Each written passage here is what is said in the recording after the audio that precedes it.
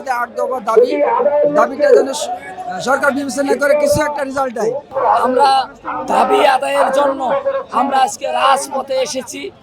আমাদের দাবি না মানা পর্যন্ত আমরা রাজপথে থাকব এবং সংগ্রাম চালিয়ে যাব।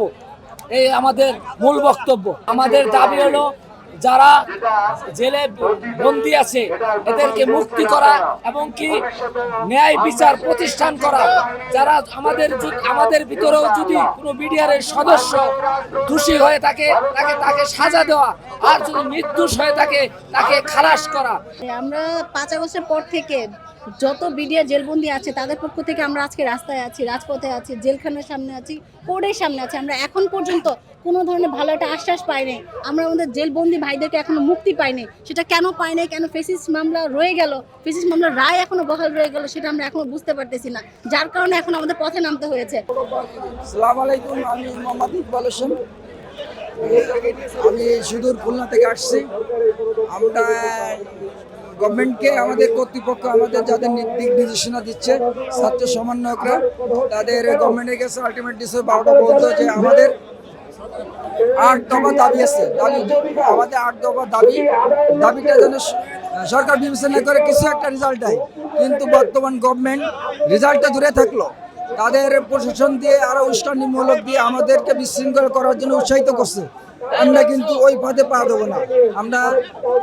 আমরা উৎসাহিত হচ্ছি, নিরুৎসাহিত হচ্ছি। সরকারের যে কার্যকলাপ তাতে আমরা দুঃখিত, মর্মাহত।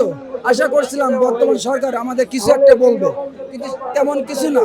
উল্টে বর্তমান স্বরাষ্ট্র উপদেষ্টা যিনি ইসরায়েলের জাহাঙ্গীর সাহেব, উনি আমাদের সাবেক ডিজি ছিলেন, উনি আর যে কথা রাজশাহী বলছে আমরা দুঃখিত, মর্মাহত। প্রতিটা বিডিআর সদস্যগণ তার যে ভাষণে দুঃখিত, লজ্জিত, মর্মাহত। যেহেতু সার্বভৌমত্বের এই দেশে সার্বভৌমত্ব রক্ষার জন্য যে লাফিয়ে পড়েছে সে হচ্ছে আমাদের মাহিন সরকার। তো আমি আমাদের এই প্রতিনিধি দলের যারা যাচ্ছে প্রধান সমন্বয়কদের ভিতরে আমি নামগুলো বলছি। সারা বাংলাদেশের মানুষ আজকে দেখতে পাচ্ছে ন্যায় কি জিনিস, অন্যায় কি জিনিস। 16 বছর এই ফ্যাসিবাদী সরকারের দমনে পিষ্ট হয় আমরা আমাদের দাবিগুলো স্বরাষ্ট্র মন্ত্রণালয় পর্যন্ত পৌঁছাতে পারি নাই। আইনের প্রতি অত্যন্ত শ্রদ্ধাশীল এই বিডিআর পুরো বাহিনী।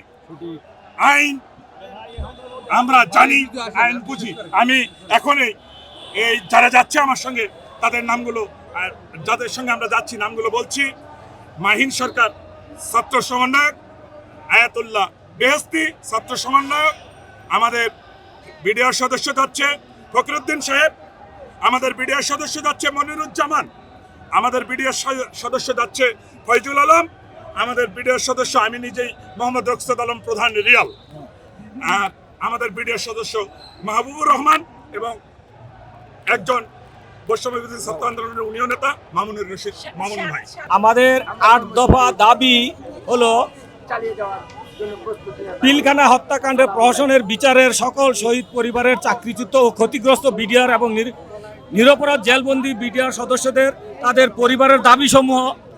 দাবি নম্বর 1, পিলখানার ভিতর বাহির 18টি বিশেষ আদালতের মাধ্যমে মহাপরিচালক এবং অধিনায়কের সামারি করে যে সকল বিডিআর সদস্যদের এবং প্রশিক্ষণরত 76তম ব্যাচ সহ তাদেরকে বাড়িতে পাঠানো হয়েছে জেল জুলুমের মাধ্যমে।